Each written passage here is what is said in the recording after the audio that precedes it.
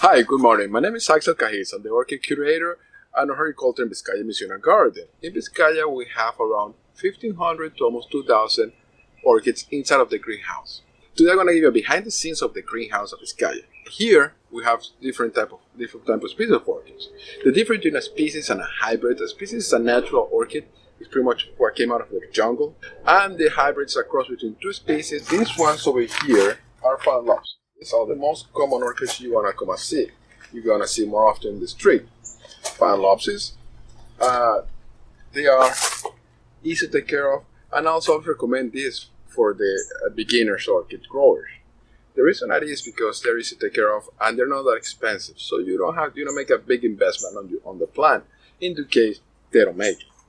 Mostly the key is try to water at least once a week with a little bit of water, like a 6 ounces of water. That'll do.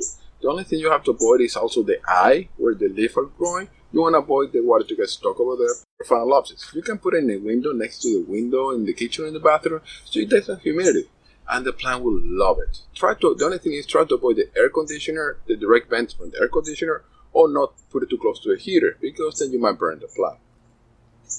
But sadly, Phalaenopsis, mostly they don't have fragrance. The hybrids, it's very rare of them have fragrance. Mostly they are with saffron, but you have the beauty of the color of flowers, which they will definitely enhance your house. Come see more beautiful orchids at Vizcaya. The gardens are now open to the public with new discounted prices. Get your tickets and learn more at vizcaya.org/welcome.